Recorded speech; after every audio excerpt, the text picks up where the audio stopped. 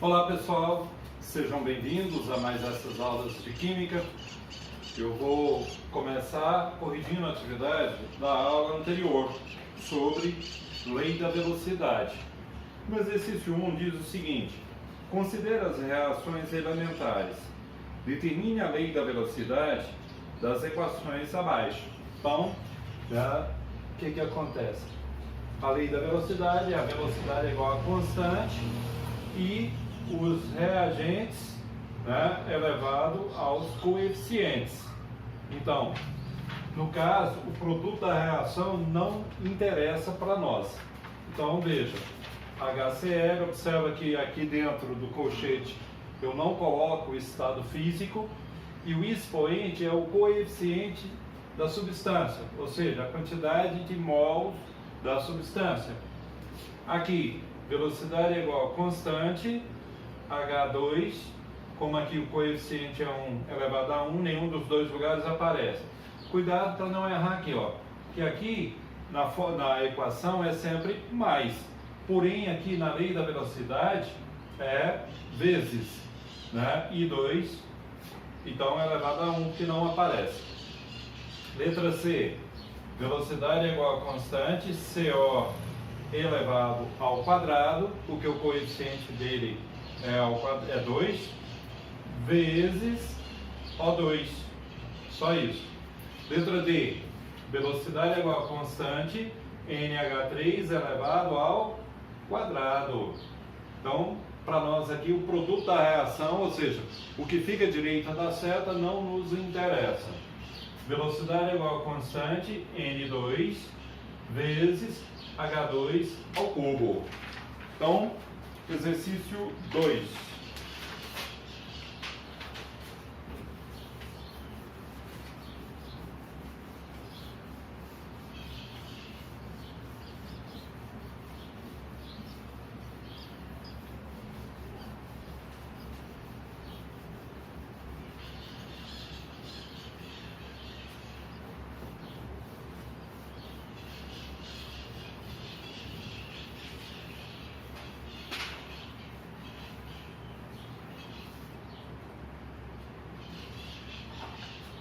O exercício 2 diz o seguinte: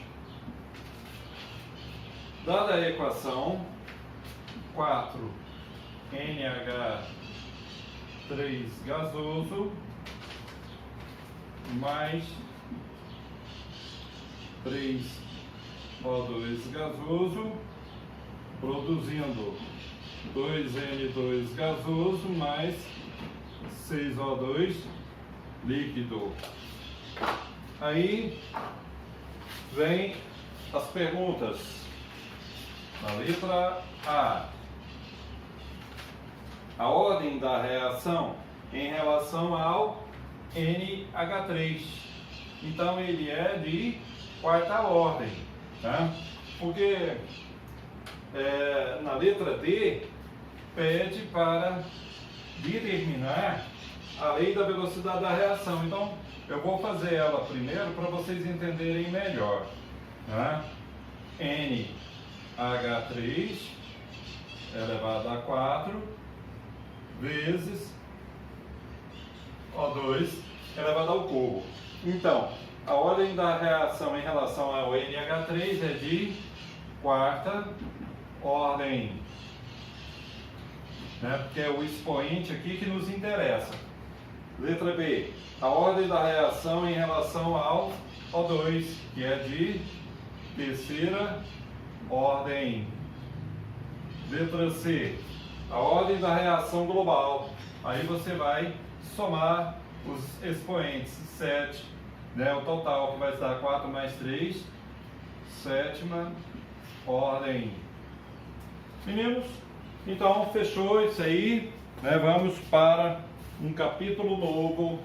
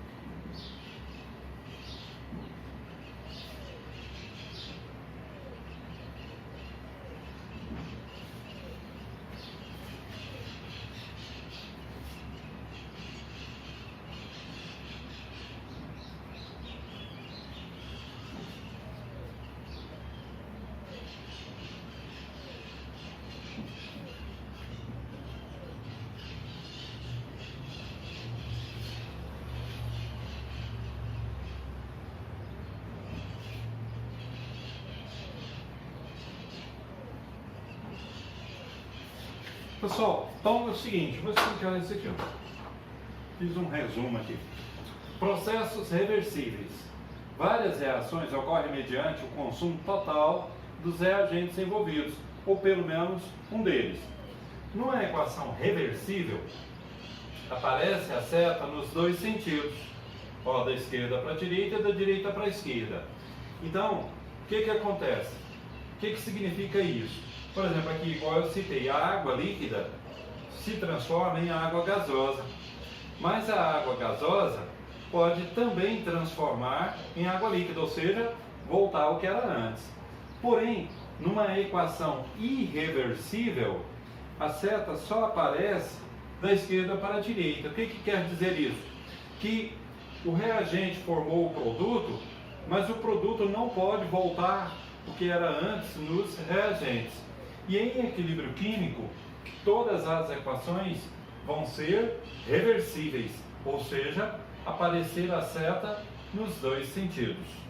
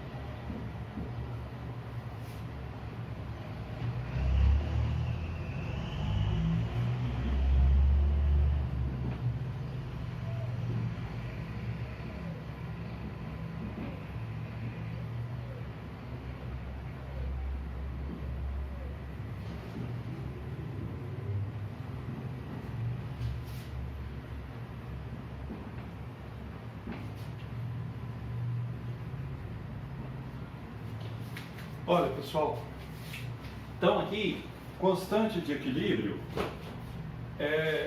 em termos de concentração. Então, por isso, Kc, constante em termos de concentração. Posteriormente, vocês vão ver também em termos de pressão. Olha, para um equilíbrio homogêneo, como eu citei ali, homogêneo, todas as substâncias estão no mesmo estado físico, foi dada essa equação genérica. Claro, isso não existe. Então, a fórmula fica o quê? O produto, né, dividido pelos reagentes. Então, o produto C, aí elevado ao coeficiente, no lugar do mais vem vezes, D elevado ao coeficiente, sobre o reagente A elevado ao coeficiente, vezes, no lugar do mais aparece vezes, B elevado ao coeficiente. Como eu citei ali, só pode participar da fórmula as substâncias gasosas. A água líquida, por exemplo, não entra na fórmula. Tá? As sólidas, qualquer substância sólida, também não entra na fórmula. Então, vou passar um exercício aqui rapidão, né, para ensinar vocês como que é feito os exercícios.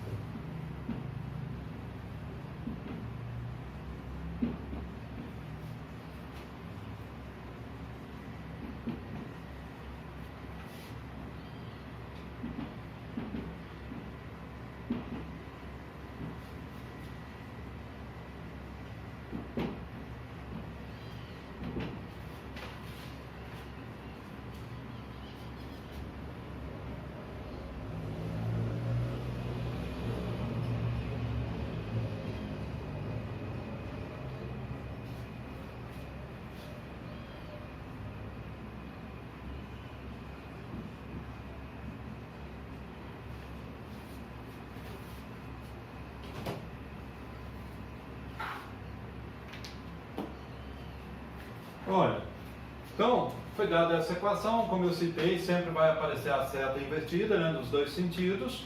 Então, o que vem a ser o Kc?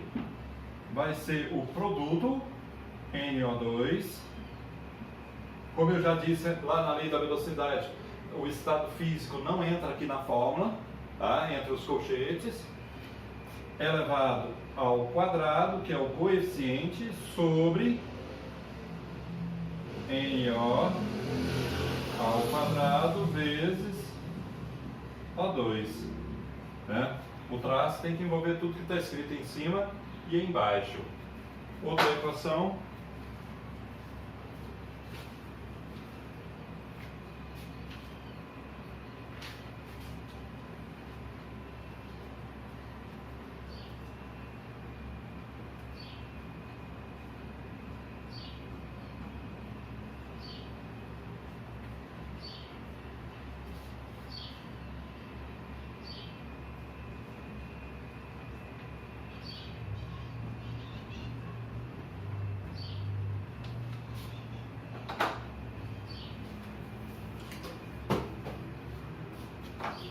Veja, olha, constante de equilíbrio é igual CO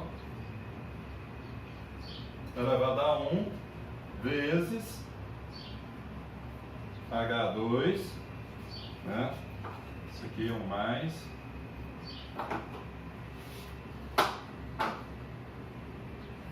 sobre carbono. Não, por quê? Porque ele está no estado sólido. E as substâncias do estado sólido não podem entrar na forma. Fechou. Só isso. Como diz, simples assim, tá bom? Então, por hoje é só, né? Depois tem mais.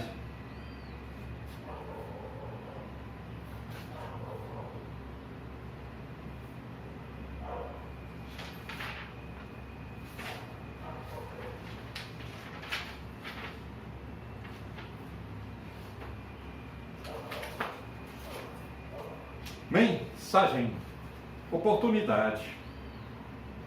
Ofendem-me os que dizem que não voltarei, porque bati a tua porta e não te encontrei, porque todas as noites permaneço à tua porta, e ordeno que despertes e te ergas para lutar e vencer. Não chores pelas preciosas chances que passaram. Não chores pela idade de ouro que se foi. Todas as noites queimo o registro do dia. Ao erguer do sol, todas as almas nascem de novo.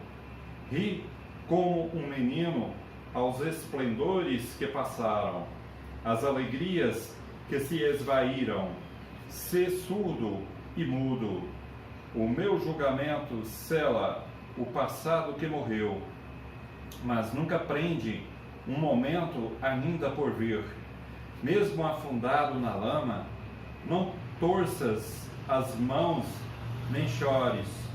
Dou o meu braço a todos os que dizem eu posso. Nenhum pária algum dia caiu tão baixo que não pudesse erguer-se e ser um homem novamente. Lastimas a mocidade perdida? Hesitas em fechar um golpe merecido? Volta-te então dos arquivos apagados do passado e encontrarás as brancas páginas do futuro. Choras uma pessoa amada? Liberta-te da magia. És um pecador? O pecado tem perdão. Cada manhã te dá asas com que voar do inferno, cada noite uma estrela para te guiar aos céus. Walter Malone. Então, meninos, até a próxima, né? E à medida que tiver dúvida, pode estar, né, postando para que eu possa sanar as suas dúvidas. Até a próxima. Tchau, obrigado.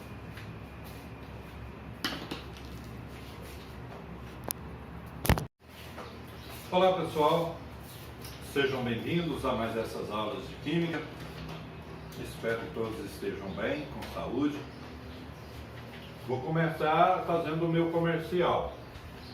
Eu tenho esse canal no YouTube e eu postei recentemente 3 vídeos. Um deles é as 4 operações com números inteiros, o outro as 4 operações com números fracionários e o outro as 4 operações com números decimais. Tem também, né, a tabuada de uma forma bem simples, multiplicação por 10, 100, 1000 e divisão também. Tem várias playlists musicais com vários estilos de músicas e gostaria que vocês ajudassem o seu professor a ser monetizado pelo YouTube, né? Se inscrevendo no meu canal, deixando o seu like, né? Acionando o sininho para receber notificações e compartilhando nas suas redes sociais, porque essas 4 operações é importante para todas as pessoas, né? Então, começando com a correção dos exercícios da aula anterior.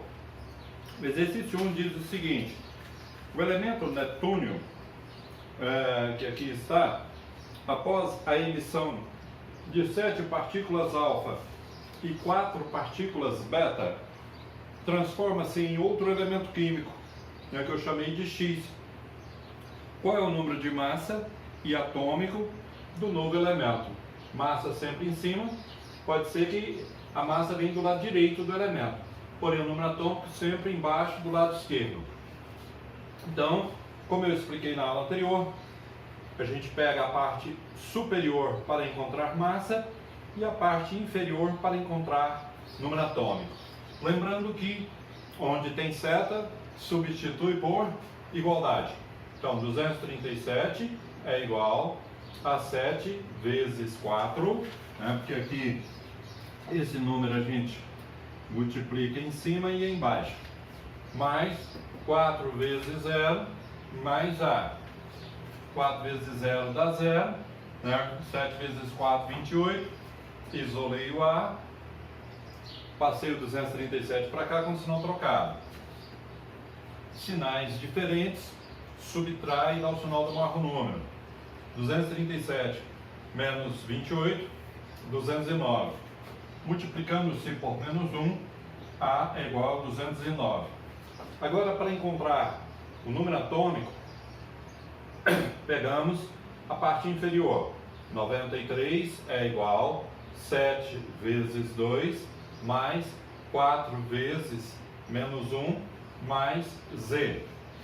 7 vezes 2, 14, mais vezes menos, menos, 4 vezes 1, 4. Então, isolando Z, 14 menos 4, 10, 93, passei para cá. Sinais diferentes, subtrai e dá o sinal do maior número. 93 menos 10, 83. Multiplicando por menos 1, número atômico, 83. Então, substituindo o A por 209 e o Z por 83, o elemento X formado ficou assim, tá bom? Exercício 2. Uma série radioativa consiste em um conjunto de radioisótopos que são formados a partir de um radioisótopo inicial, pela sucessiva emissão de partículas alfa e beta.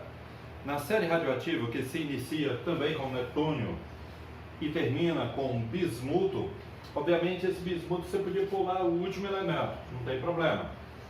Aí pergunta, qual é o número de partículas alfa e beta emitidos?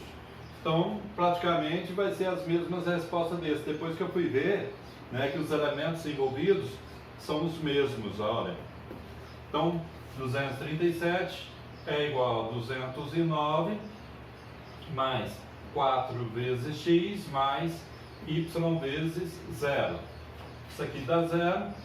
Passo o 4x para cá com sinal trocado. O 237 para cá com sinal trocado. Sinais diferentes, subtrai e dá o sinal do maior número. 237 menos 209, né? 28, sinal do maior, que é 237. Multiplicando por menos 1, 4x é igual a 28, x é igual a 28 por 4, x é igual a 7. Pega na parte inferior.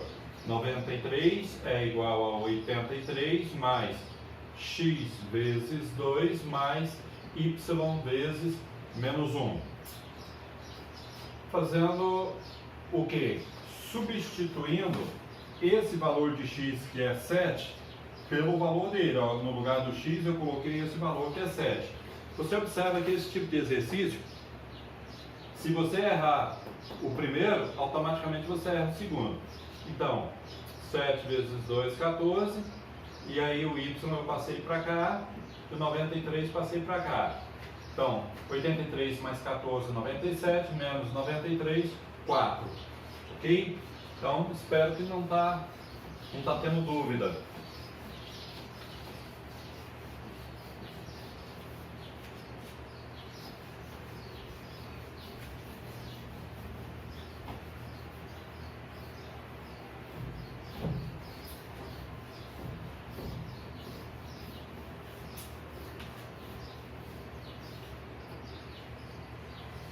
Terceiro exercício.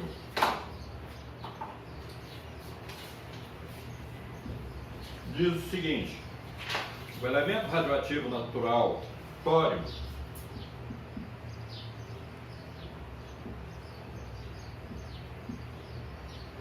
após uma série de emissões A e B,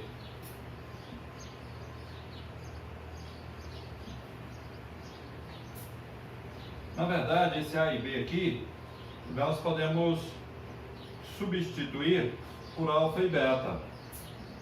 Tá?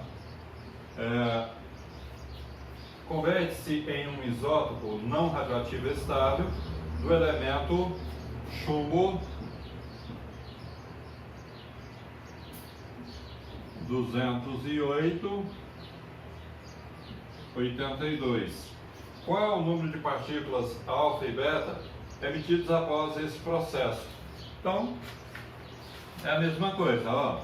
Vou chamar X, vou chamar Y. Aqui, 4 e 2, 0 e menos 1. Então, isso é padrão, né? Sempre o alfa é 4 e 2, o beta é 0 e menos 1. Veja, 232 é igual a x vezes 4 mais y vezes 0 mais 208. Então, 232 é igual a 4x mais 208, porque aqui dá 0. Passo 4x para cá.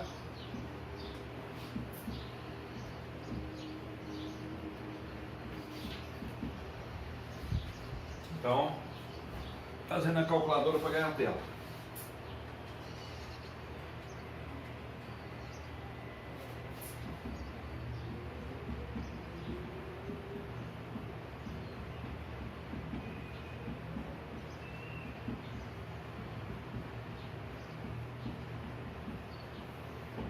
X igual a 6. Agora, fazer o outro. 90 é igual a x vezes 2 mais y vezes menos 1 mais 82. Novamente, eu vou substituir o x pelo valor dele, que é 6. Mais vezes menos, menos. Passo o y para cá. 6 vezes 2, 12, mais 82 menos 90. 12 mais 82 é 94 menos 90. Y é igual a 4. Então, fechou. Se alguém tiver dúvida, pode estar postando. Então, vamos para um outro tópico dentro ainda de radioatividade.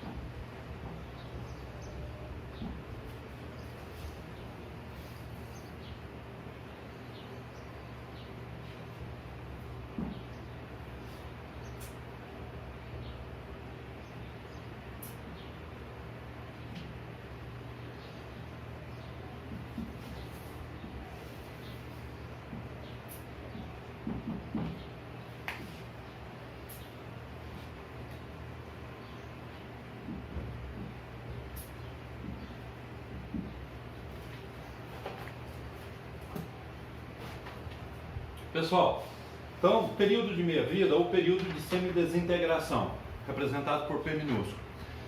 O que vem a ser isso? Todo elemento radioativo tem o seu período de meia-vida. Alguns são de minutos, outros de horas, outros dias, meses, anos. Né? O urânio mesmo, que é usado em usinas nucleares, milhões de anos o período de meia-vida dele, ou seja, praticamente indestrutível.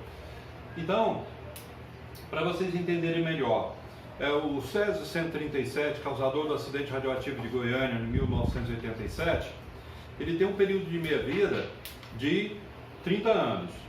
O que causou esse acidente radioativo foram 23 gramas de cloreto de césio. O que vem a ser isso? Então gasta-se 30 anos para que essas 23 gramas possa reduzir pela metade, 11 gramas e meia, certo? E gasta 60 anos para ela desaparecer do ambiente. Bom, então nós temos uma fórmula para trabalhar com isso aí.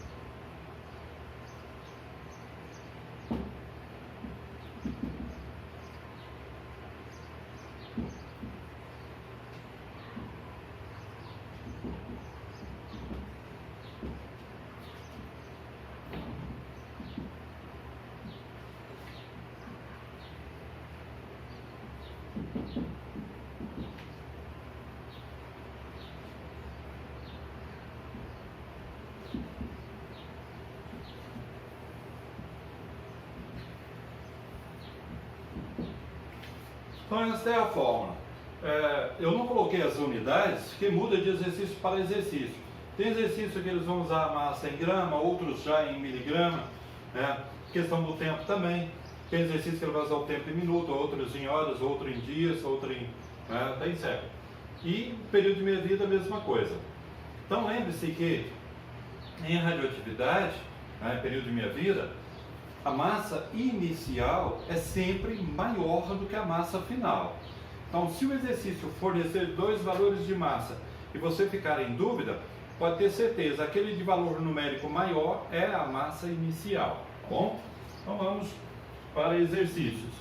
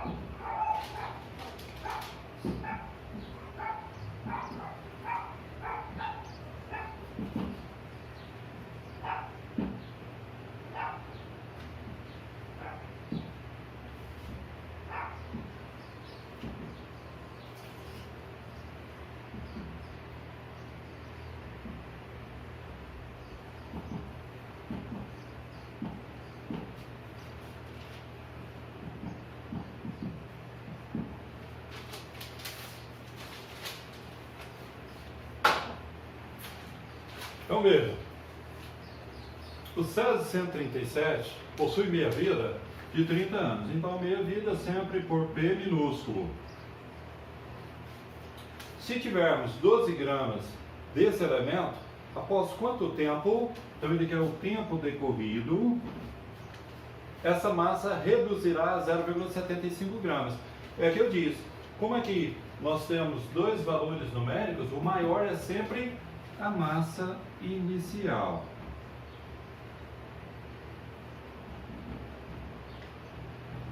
Bem,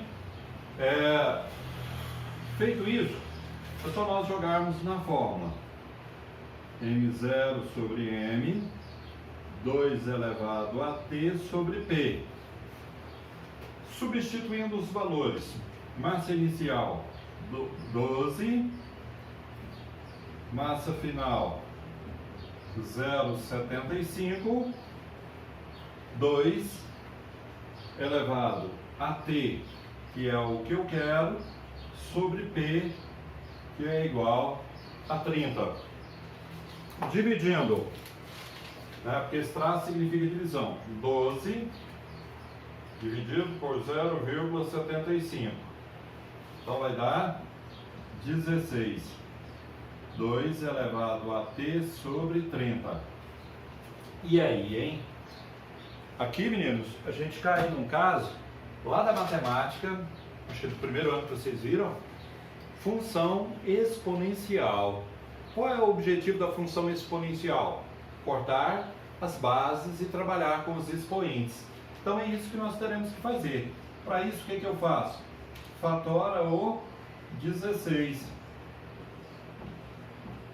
Então vai dar o quê? 2 elevado a 4. Aí o que fazemos? As bases são iguais, corta elas. Trabalha com os expoentes. 4 é igual a T sobre 30. Multiplicando cruzado, 3 vezes 4, 12 com 0, 120. Então, 120 anos para ela reduzir a isso. Espero que vocês tenham entendido. Mais um para fechar.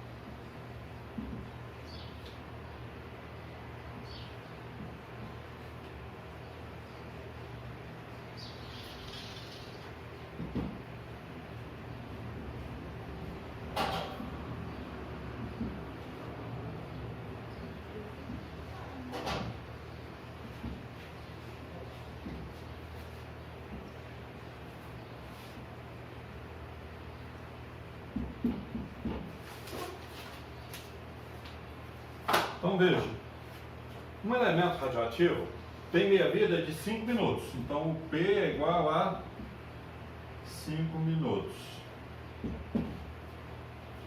Dispondo-se de 6 gramas, ou seja, a nossa massa inicial é 6 gramas desse elemento, qual será a massa após 20 minutos? Ou seja, qual será a massa final após um tempo de 20 minutos? Mesmo raciocínio. Coloca a fórmula.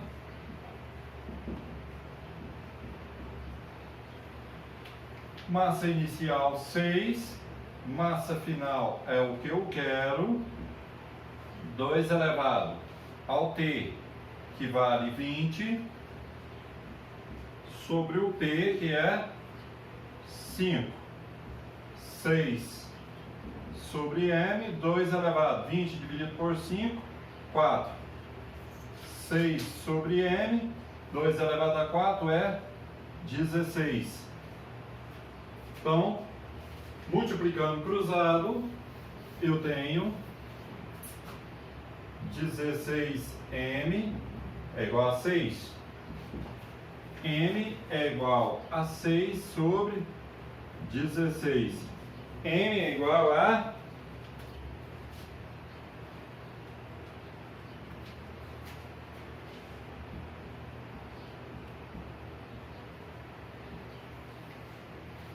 ou seja, a unidade da massa final é a mesma unidade da massa inicial. Então, fechou. Espero que vocês tenham entendido. E para finalizarmos, vamos a uma mensagem. Experimente outra vez. Quando as coisas vão erradas, não pense que todos os seus esforços têm sido em vão. Talvez tudo foi para melhor. Por isso, sorria e experimente outra vez. Pode ser que o seu aparente fracasso venha a ser a porta mágica que o conduzirá para uma nova felicidade que dantes você jamais conheceu. Você pode estar enfraquecido pela luta, mas não se considere vencido. Isto não quer dizer derrota. Não vale a pena gastar o precioso tempo em lágrimas e lamentos. Levante-se e enfrente a vida outra vez. E se você guardar em mente o alto objetivo de suas aspirações, os seus sonhos se realizarão. Tire proveito dos seus erros, colha as experiências das suas dores, e então um dia você dirá: graças a Deus, eu ousei experimentar outra vez. Meninos, tudo de bom, até a próxima aula, fique com Deus, bom trabalho.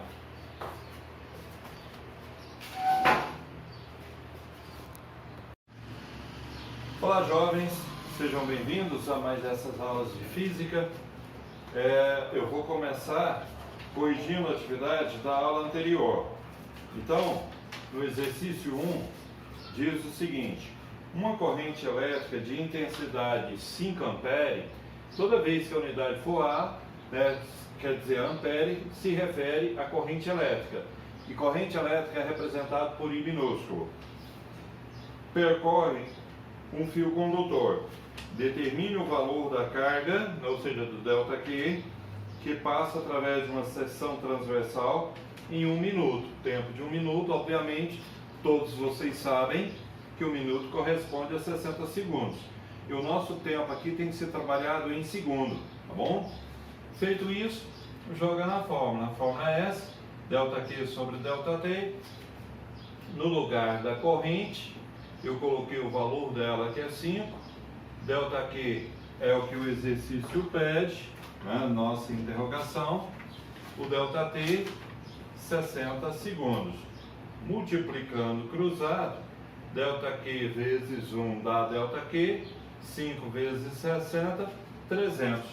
Toda vez que você estiver calculando carga elétrica, a unidade tem que ser C maiúsculo, que corresponde a Coulomb, tá bom?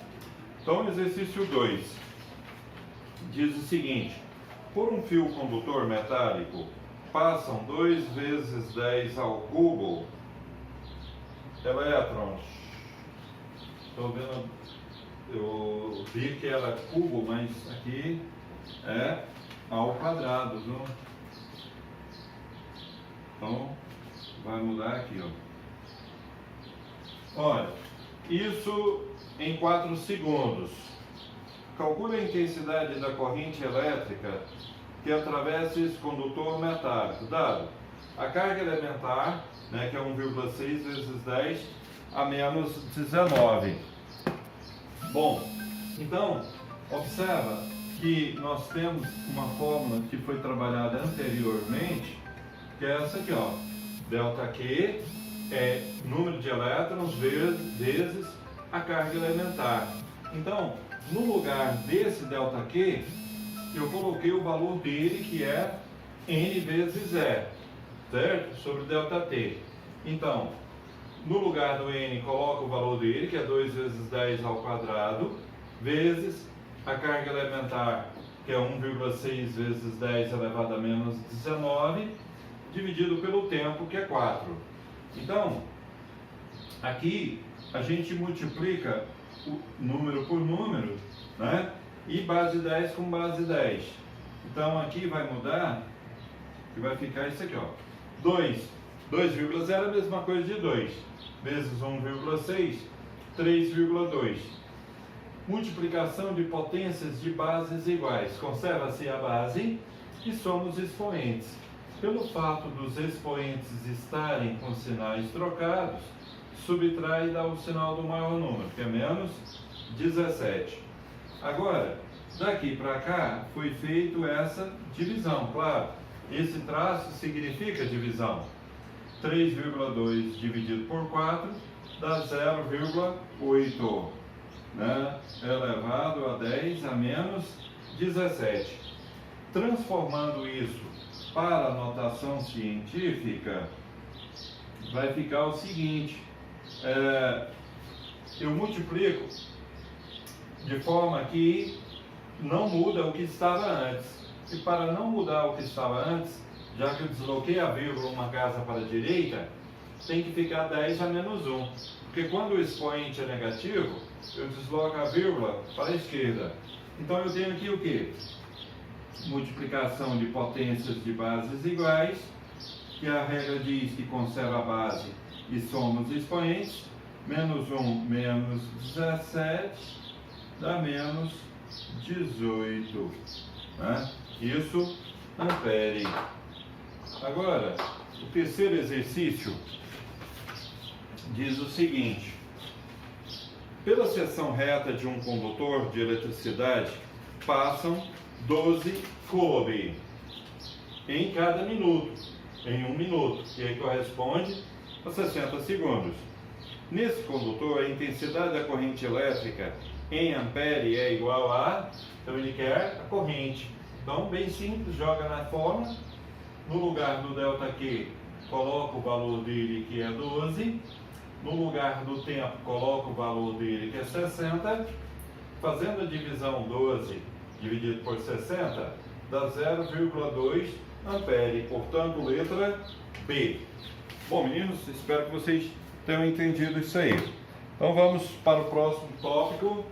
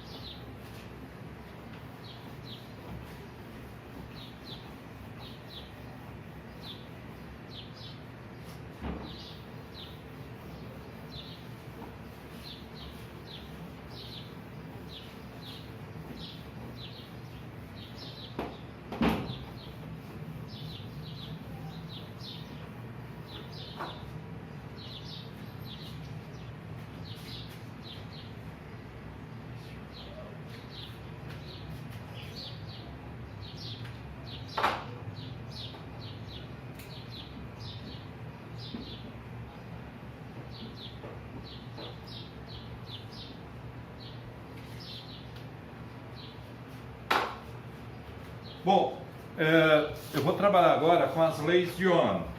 Vou ler uma biografia dele para vocês ficarem a par de quem foi ele e o que ele fez. Então, biografia de Ohm. No dia 16 de março de 1787, nasceu em Erlangen, na Bavária, na Alemanha, Georg Simon Ohm, físico e matemático que muito contribuiu com a física, principalmente para a eletrodinâmica, onde estabeleceu a lei batizada com o seu nome. Né? Estudante da Universidade de Erlangen, obteve seu doutorado em 1811 com a apresentação de sua dissertação sobre luz e cores. Ohm iniciou sua carreira como professor de matemática no Colégio de Jesuítas, na cidade de Colônia, em 1825. Sua intenção era de se tornar professor universitário, então continuou com seus trabalhos e pesquisas, dedicando-se à eletricidade. Ohm realizou experiências com fios condutores de diferentes espessuras e comprimentos. Verificou que a resistência elétrica no condutor era inversamente proporcional à sua área da seção transversal do fio e diretamente proporcional ao seu comprimento. A partir de suas observações, definiu o conceito de resistência elétrica.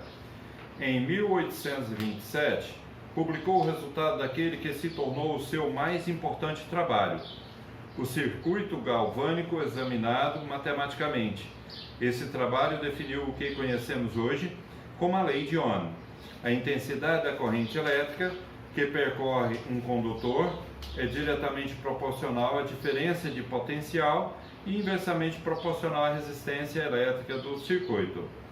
Não pare agora, tem mais depois da publicidade. Apesar da importância de suas pesquisas, Ohm recebeu críticas negativas e não conseguiu um cargo universitário até o ano de 1833, quando se tornou professor da Escola Politécnica da Bavária, passando ao cargo de diretor em 1839. Somente em 1841, a importância de seu trabalho sobre a resistência de condutores foi reconhecida e Ohm recebeu a Medalha Real da Sociedade Britânica. Em 1849, Ohm tornou-se professor da Universidade de Munique, cargo que ocupou por apenas 5 anos nos últimos 5 anos de sua vida. Ohm morreu em Munique no dia 16 de julho de 1854. Então, só vou passar um textozinho aqui.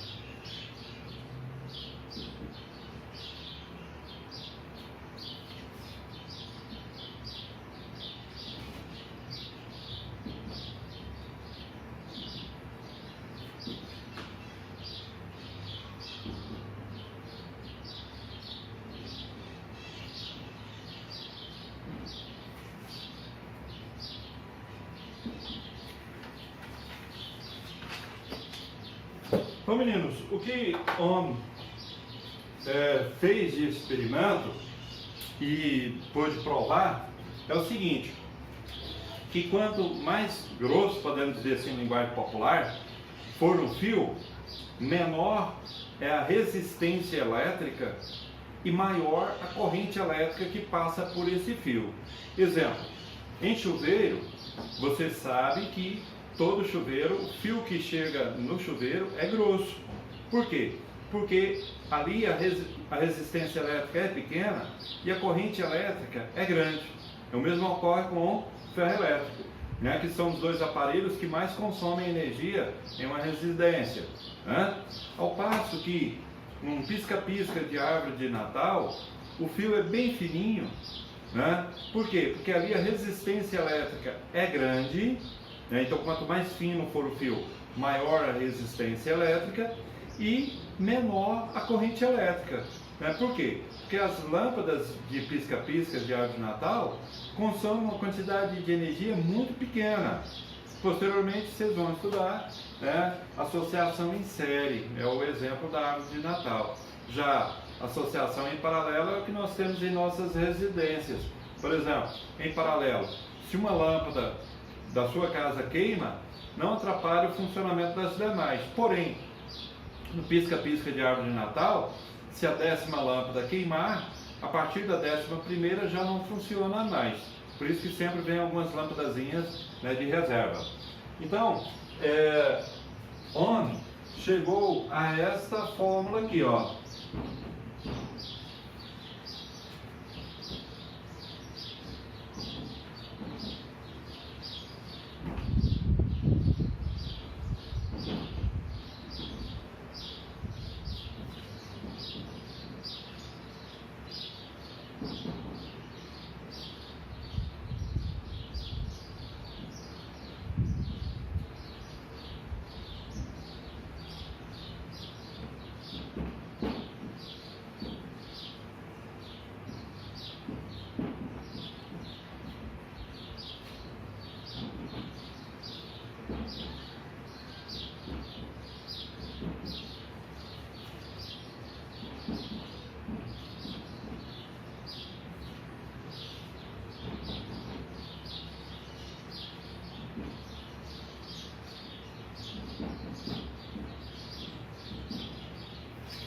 Então essa é a fórmula.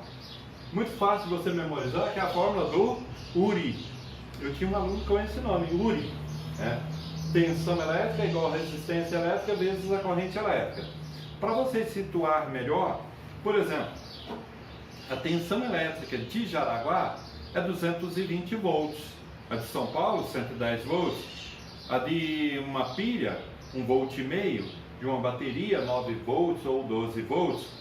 Não que a tensão elétrica de Jaraguá é 220 volts o tempo todo.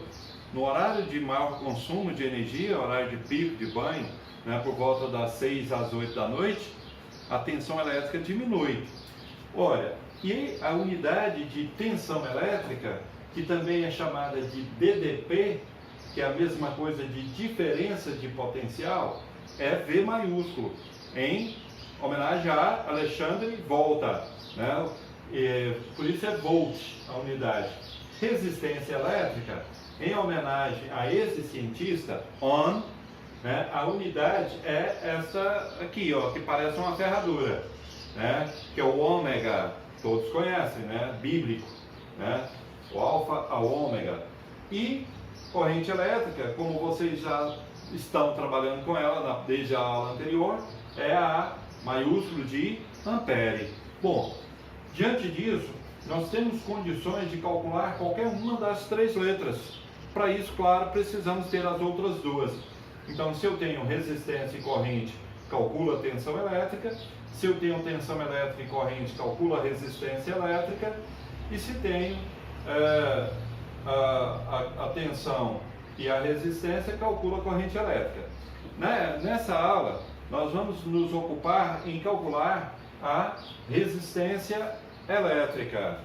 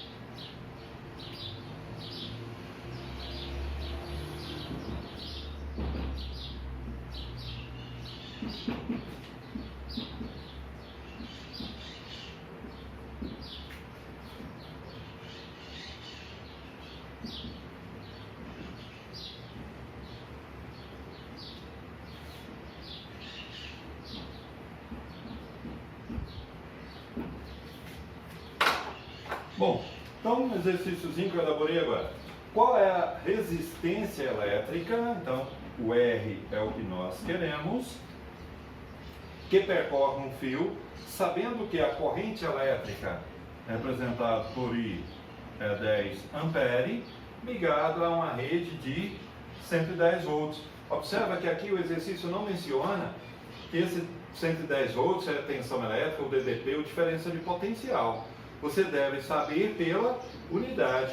Toda vez que for volt, a unidade é de tensão elétrica, representado pela letra U. Então aqui é U, aqui é V, tudo maiúsculo. Feito isso, nós vamos jogar na fórmula do URI.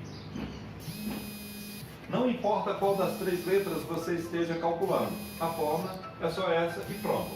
No lugar do U, coloca-se o valor de I, que é 110. No lugar da resistência, fica a resistência porque é o que eu quero. No lugar da corrente, coloco o valor dela, que é 10. Passando isso para cá e isso para cá, como eu já expliquei várias vezes, quando eu pego todo segundo membro, põe no primeiro e todo primeiro põe no segundo, não há necessidade de mudança de sinal. Se mudar, não há problema. Vai chegar nesse resultado da mesma forma. Isolando o R, 110 dividido por 10, que vai dar 11 ohm. Então essa é a nossa resistência. Mais um, para fixar bem.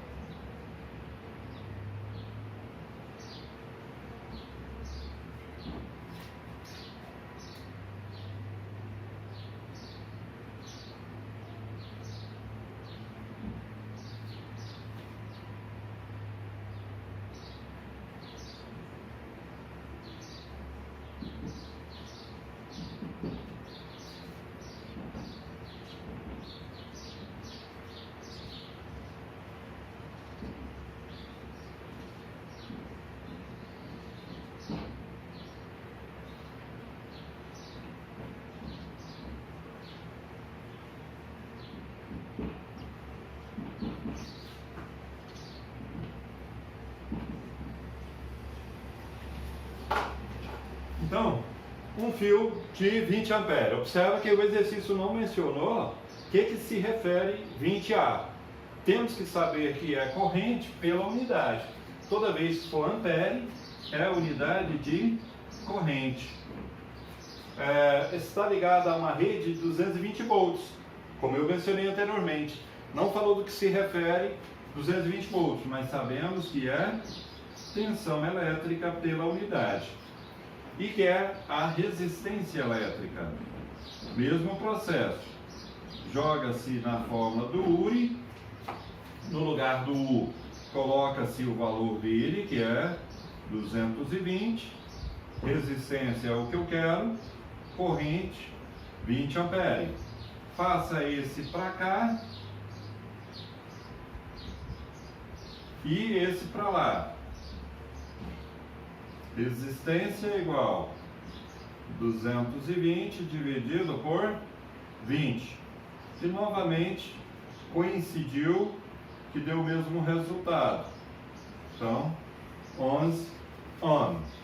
Meninos, espero que vocês tenham entendido. Se não tiver entendido, tiver alguma dúvida, pode estar postando, né, no grupo ou no privado. Então, para terminar, vou ler uma mensagem. O vendedor de balões. Era uma vez um velho homem que vendia balões numa quermesse.